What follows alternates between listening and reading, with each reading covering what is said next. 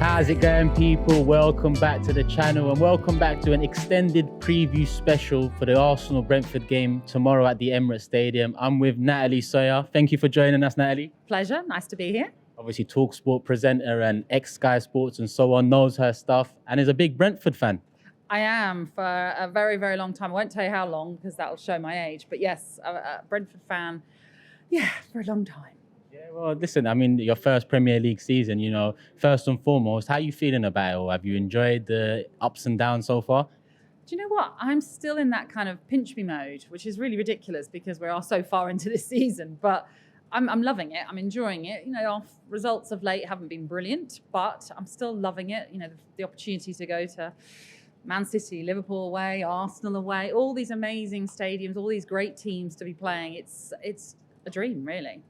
You mentioned, your recent form. You started the season with a big win against Arsenal, and your recent form, I think, is one win in the last 7.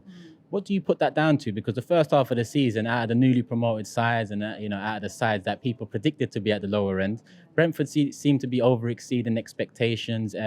Was that just the wave of optimism being in the Premier League that kind of... Maybe an element of that. Momentum obviously carried us through from that playoff final win over Swansea. But I also think we have had injuries. Like every team has injuries, and it's how you cope with them. But we don't have the biggest squad in the world, or certainly not the biggest squad with that experience of your first 11, let's say. And so I think that's been really costly for us. And our sort of, as much as you say, our recent form, we've had a real dip since our start to the season, and that's partly down to the injury of David Raya, our goalkeeper. Christopher Ayer, one of our defenders, was out for a few months as well. And when you lose, your backbone of your team, who have been so good at the start of the season, it just takes time to sort of learn again, doesn't it? And we had to bring in a goalkeeper that had really no experience at all of playing in England. He kind of grew in as he played for Brentford, but actually we miss so much of what David Raya brings to the team, that distribution that he has. A lot of our attacks start from him and the way he picks out players. So I think injuries have been a real problem for us, and it's just been trying to work around that. And unfortunately, we just don't have that squad depth to be able to cope with it. Yeah, I mean, I was speaking to Billy the Bee, who's a massive Brentford fan. He's got his own podcast. Look out for Box to Box, which is already out. So after this video, go check that out. And he was mentioning how the summer just gone, a lot of newly promoted sides would go all in with the money. And they tend to make mistakes with that. Whereas it seems that Brentford have gone in, giving the same players, same personnel a chance to prove themselves, which could bode well for the future.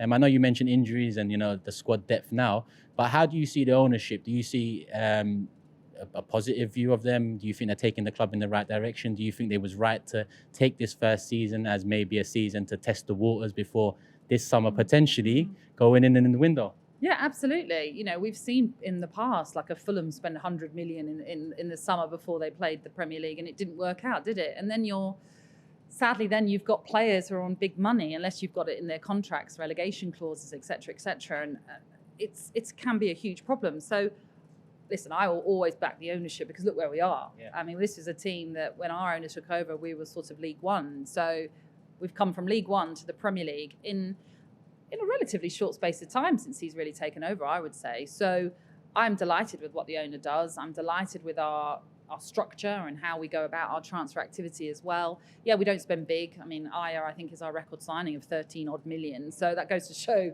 the lengths and the differences of our spend in comparison to others. But how can you not be happy? We're living the dream right now, being in the Premier League. I hope it continues. I know we're in a bit of a fight. We've got a bit of points gap between the bottom 3, let's say, but we can't afford for them to catch up. So we've got to start turning our results around. You mentioned living the dream, and I'm going to talk about Arsenal now. And the last couple of seasons has been living through nightmares, 8th place finishes and whatnot. But there's a dream that at the end of this season, at this moment, top 4 looks like the light at the end of the tunnel. I want to ask you, Natalie, your thoughts, opinions generally around Arsenal Football Club so far this season. Funny one, Arsenal, aren't they? I mean, look at that start of the season and forget the Brentford result because I know you had COVID issues, but you hadn't won until that international, the international break came. You hadn't won. You'd conceded a load of goals. I was even at the Manchester City Arsenal game for work reasons. Lucky you. Yeah, I mean, it was a fantastic game. But I actually thought the first few minutes you started quite brightly, and then it all collapse for Arsenal.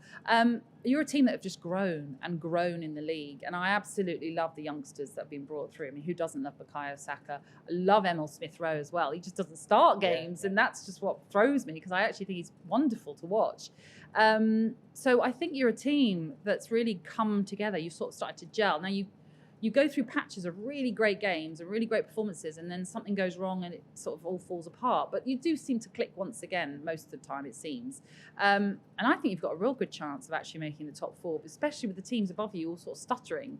No one wants to claim that top four. So with your games in hand as well, there's a real opportunity for you to make those Champions League spots. I guess the inconsistencies, Natalie, come down to the young squad as well. When you have so many young players and you rely upon them, it's going to be inconsistent. It's just about getting behind them. But I want to ask you about the manager, a young manager, Mikel Arteta, who's received an awful lot of criticism, but an awful lot of credit over the last 2.5 or so years that he's been manager of Arsenal. What's your thoughts on Mikel? Do you think he's the right man? Do you see his vision?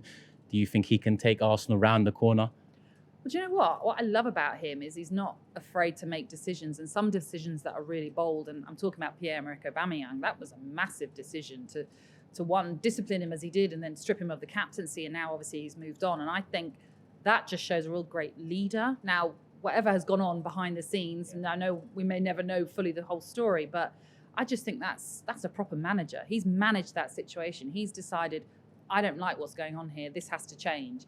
And it's quite easy for a manager to think, Aubameyang's my star player. I need to keep him. I need to make it work for him. But actually, he's decided, no, he didn't benefit my squad, so he needs to move on. And I like that in a manager, especially who's so young and relatively inexperienced as he is. He's not afraid to make decisions, and that's what really stands out for me about Arteta. As a neutral, as a fan without bias, looking at the top four chances of Arsenal, United, Tottenham, and let's include West Ham and Wolves in that too, deserve some credit. Who would you stick your neck on the line for? Who do you think, sitting here before the Brentford game, will get top four come end of the season? Well, do you know what? Obviously, a massive benefit to Arsenal is that you have no other distractions. That's it. You've basically got top four and that's it. Everyone else has some sort of distraction. You know, even West Ham, who didn't strengthen in January as most of us expected them to do, I think that could come back to haunt them a little bit, because I think they're looking a little tired at the moment. So I do think Arsenal are really, really well placed. Tottenham are just a funny team who are just not getting it together at all this season, even with Antonio Conte at the helm. We know his experience, so we know he probably could still steer them in the right direction. But I think actually of all the teams that are well played, I do have a funny feeling for Arsenal. I really do. And that's not just because I'm talking to you. Yeah, no. I'd say it openly. I just feel as though everything is pointing in the right direction, and we're hearing about all the fallouts now at Manchester United and at Tottenham, and as I say, you've got West Ham in there who are just looking weary. I don't know, I just feel as though maybe with everything that's happened in January with Arsenal and all the outgoings and everything else, maybe it's the right time for it to gel and for you to go forward. My only concern is Wolves, because they are so good defensively, but they don't score enough goals. That's their biggest problem. So I think you could overtake them. And we've got a big one against Wolves next week as well, the return leg, let's call it. Let's talk about the game tomorrow, Natalie. Optimistic? Good question. We're not in the best of form, let's be honest. I'm optimistic in the sense that we come into it off the back of a goalless draw with Crystal Palace, which for us is massive because we kept a clean sheet, and we haven't kept a clean sheet in a long old time. So I am optimistic in that respect, but I am slightly fearful going to the Emirates. It's a very different Arsenal side to the side that we beat in the beginning of the season. And as I say, I feel like things might be clicking right for Arsenal right now. So maybe we're taking you on at the wrong time. Having said that, if we can get a point from you, that'd be massive for us, because we've got some huge games coming up. And as much as I don't see it as a free hit, but it's a game that it'd be lovely to get something out of. I'm just not as optimistic about that. And there's some names being touted around the game. You know, Josh DaSilva, who's an ex-Arsenal academy product. Christian Eriksen, who's returning back from that health ordeal. Touchwood, it looks like he's returning back. He recently played in a friendly for you guys, I believe. He did. He played in a behind closed doors game on Monday. Came through that. Had an assist. Looked really sharp. Looked great actually. But obviously it's really difficult to tell when it's one of those type of games. It's not a proper, full-on, intense first team game. So I think we still might have a little while to go before we see him.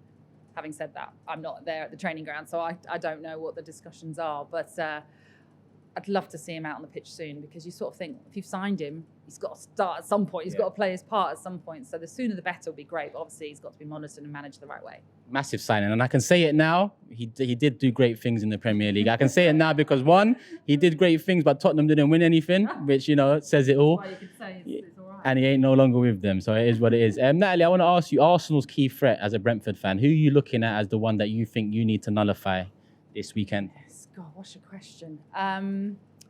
Like I mentioned, I mean, I love Saka and I love Emile Smith-Rowe, but Smith-Rowe doesn't start as often. He might start, obviously, with the situation with the red card against Wolves.